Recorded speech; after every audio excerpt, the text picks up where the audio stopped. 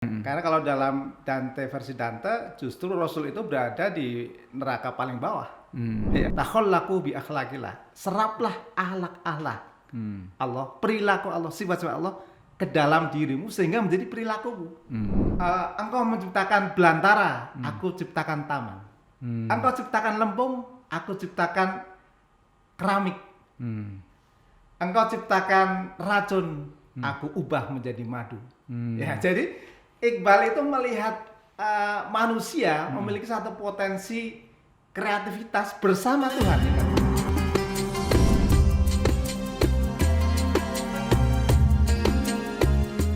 Assalamualaikum warahmatullahi wabarakatuh. Muhammad Iqbal, seorang cendekiawan muslim dan bapak bangsa Pakistan. Beliau figur yang cukup lengkap, negarawan, politisi, ahli hukum, filsuf, dan juga penyair.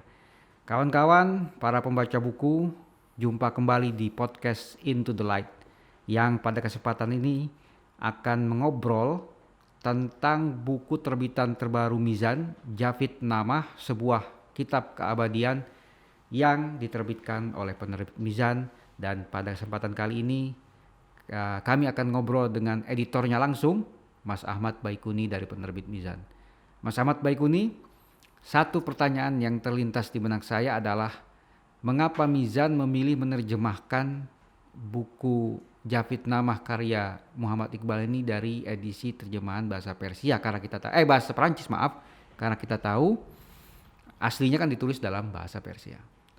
Baik, ya, Javid Namah itu memang sebetulnya ditulis dalam bahasa Persia dan dalam bentuk puisi. Tetapi kami menerbitkannya dari versi Prancis yang sudah dalam bentuk prosa.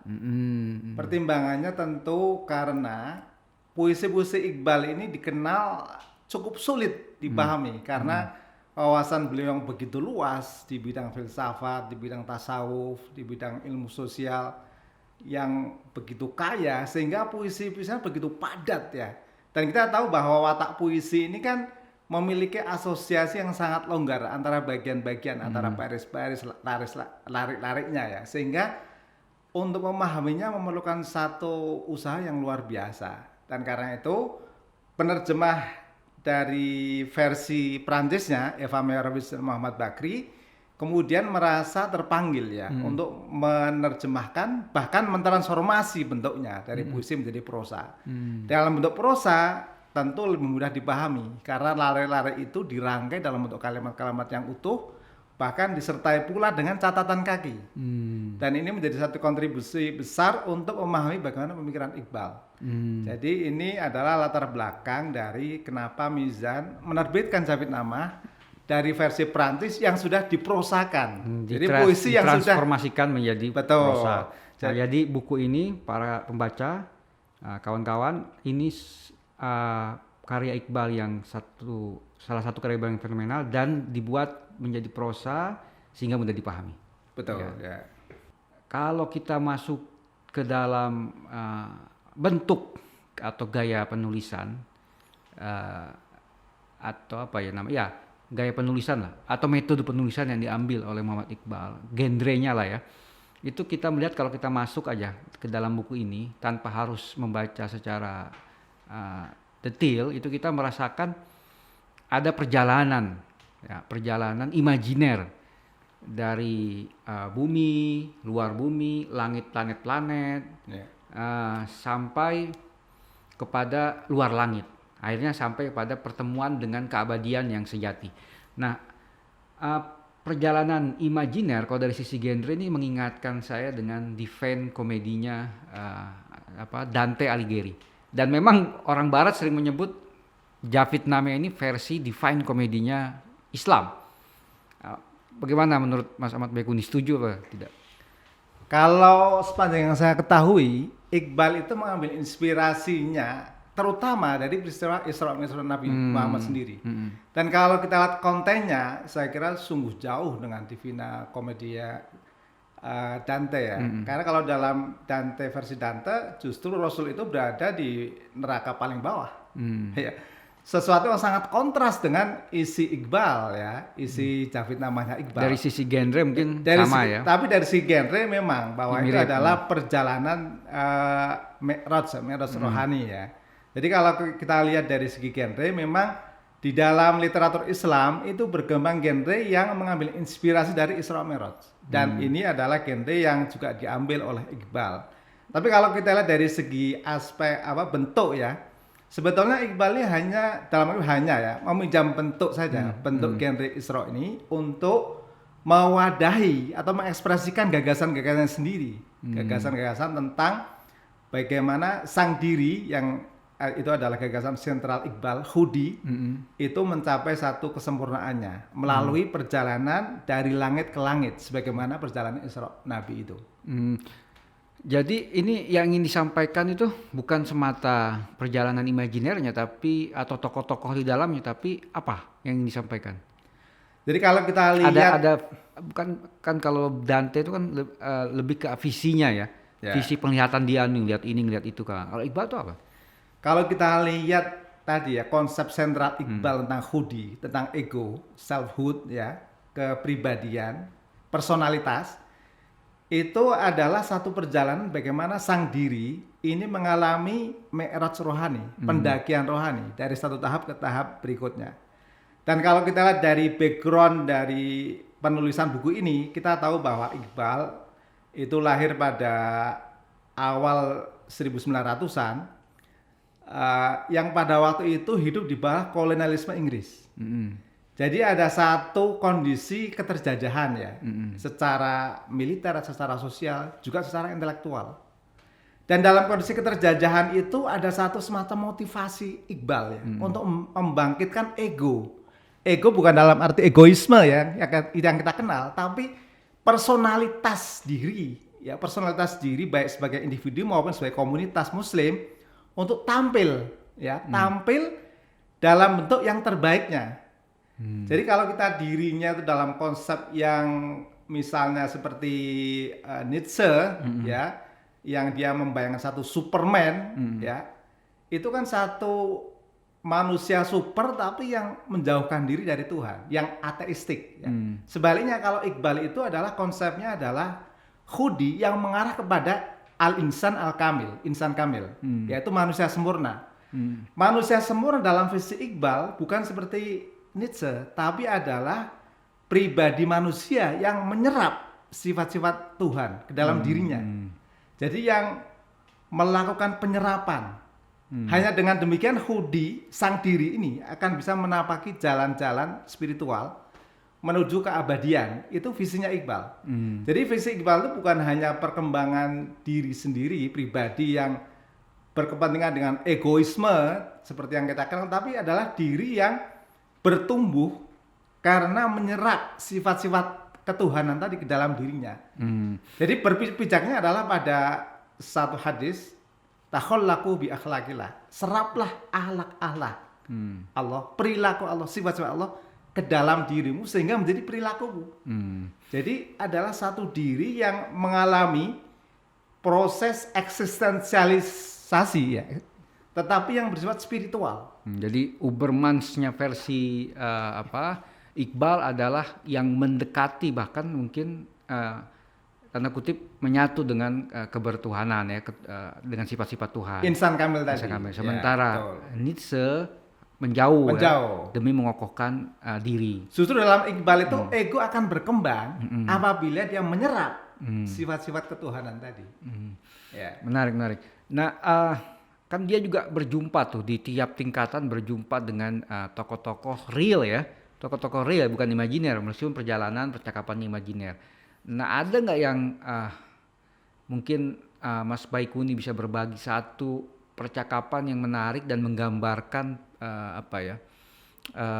pandangan Iqbal yang sangat kuat tentang tema tersebut? Ya, ini sebetulnya satu buku yang meskipun ringkas, tetapi isinya sangat kompleks sekali.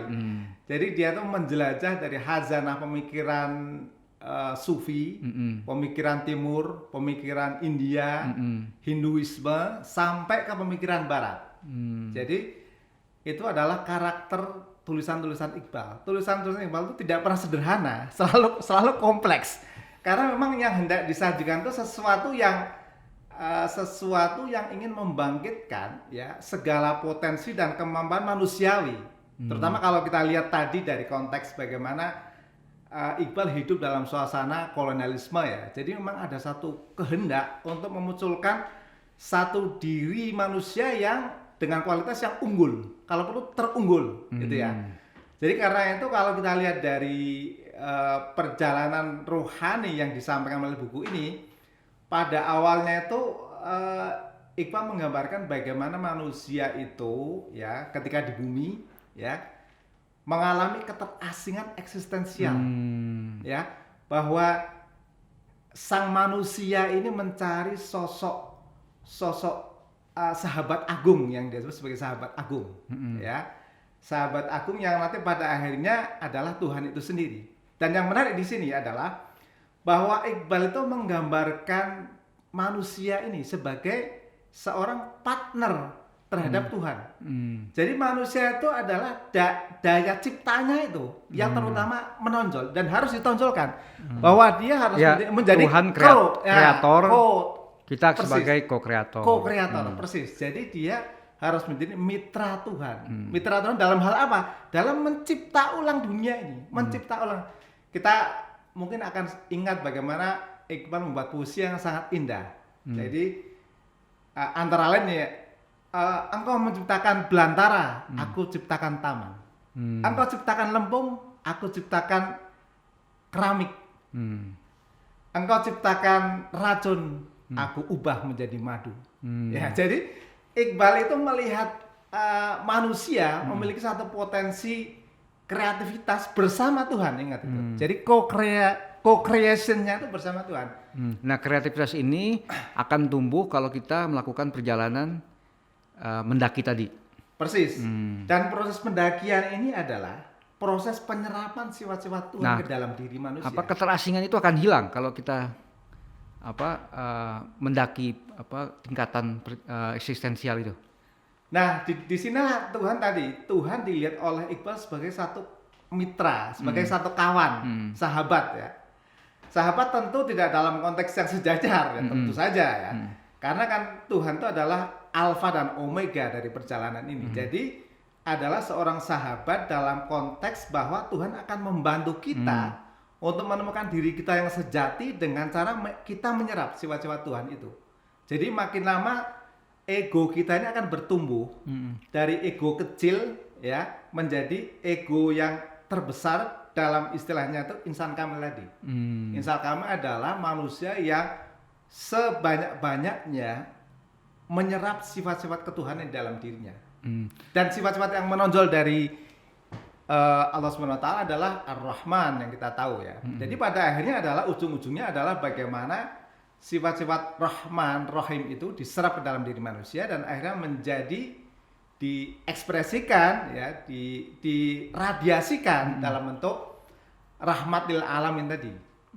Dan itu ada konteksnya sangat jelas sekali kalau dalam konteks bahwa tadi India dalam waktu itu dalam jajaran Inggris itu adalah suatu upaya untuk membangkitkan harga diri, afirmasi diri, penegasan diri, ekspresi diri untuk menghadapi keterjajahan itu, baik secara militer, ekonomi maupun secara intelektual, bahwa kita semua harus bangkit ya sebagai ego, sebagai diri, tetapi diri yang tadi mengarah kepada insan kamil.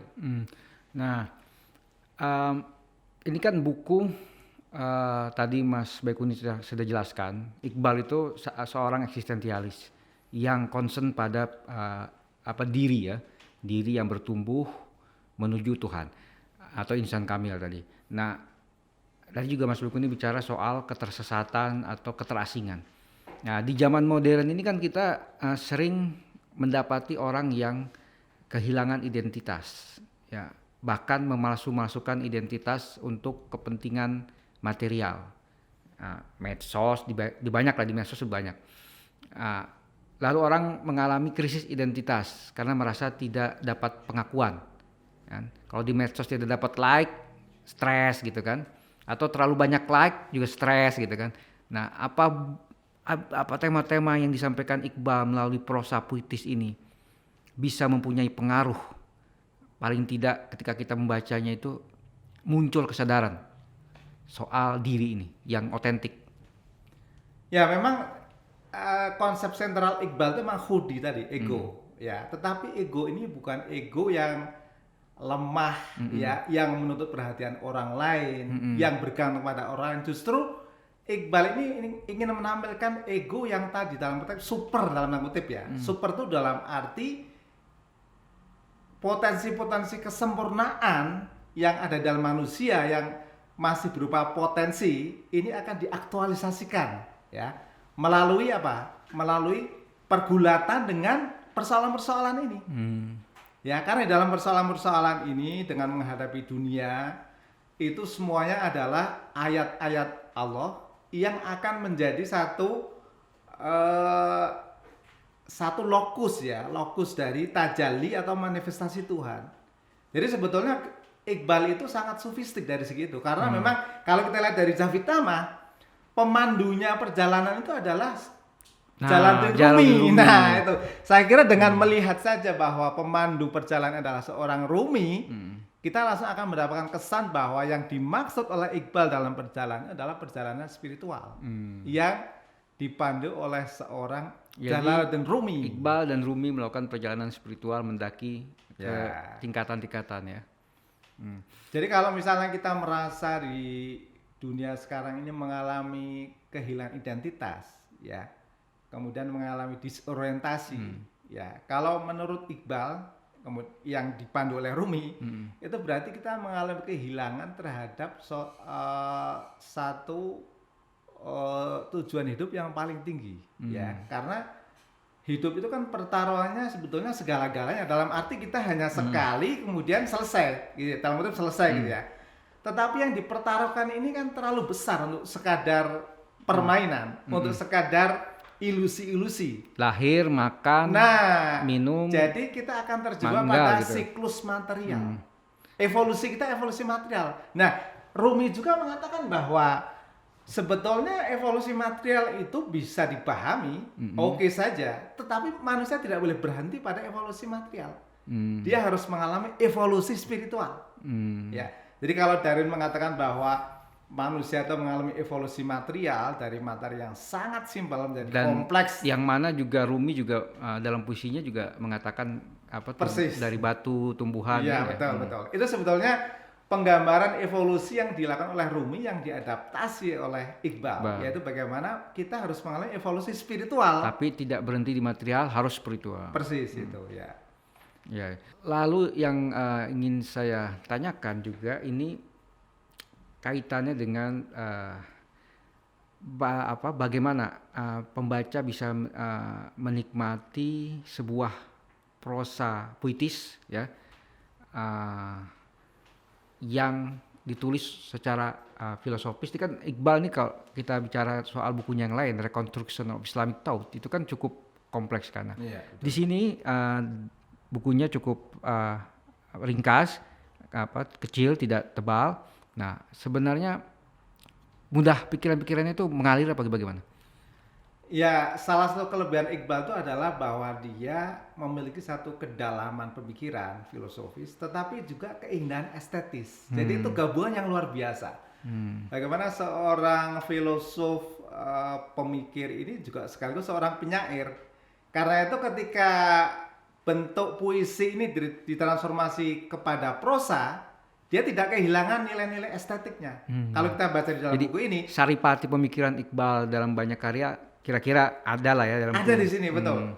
Jadi rekonstruksi pemikiran Iqbal yang disampaikan secara estetis, secara puitis, kita akan dapatkan di dalam buku ini. Ya. Termasuk eksistensialismenya juga ada di sini ya. Persis. Eksistensialisme ala Iqbal ya. Persis. Tetapi ini karena dalam bentuk mi'raj dan dia berjumpa dengan banyak tokoh-tokoh, figur-figur, sehingga itu dilakukan melalui proses dialog, ya, proses dialogis dengan lawan bicaranya itu, dengan Rumi sebagai pemandunya. Ya. Oke, terima kasih Mas Baikuni. Kawan-kawan, tadi kita sudah dengarkan, yang jelas adalah bahwa ini meskipun buku ini cukup kecil, cukup ringkas, tapi ini adalah salah satu karya yang berpengaruh di dunia dari karya Muhammad Iqbal, Javidnameh ini, dan diprosakan oleh seorang penerima Prancis sehingga ini enak dibaca. Dan kita tahu sendiri pemikiran-pemikiran Iqbal tentang eksistensialisme bisa diambil dari puisi-puisi yang diprosakan ini. Nah, ini menarik ya. Teman-teman bisa dapatkan di Mizan Store ya. Dan mungkin toko-toko buku yang biasa dikunjungi ya. Terima kasih. Jangan lupa untuk subscribe channel kami dan tetap menantikan video atau podcast Into the Light berikutnya. Jangan lupa juga komen agar kita atau bisa diajukan usul buku apa yang ingin dibahas dari buku Mizan. Terima kasih. Billahi taufiq wal hidayah. Wassalamualaikum warahmatullahi wabarakatuh.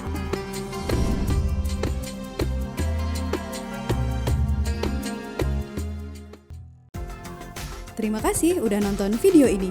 Jangan lupa share, subscribe channel Mizan Network, dan tonton video lainnya.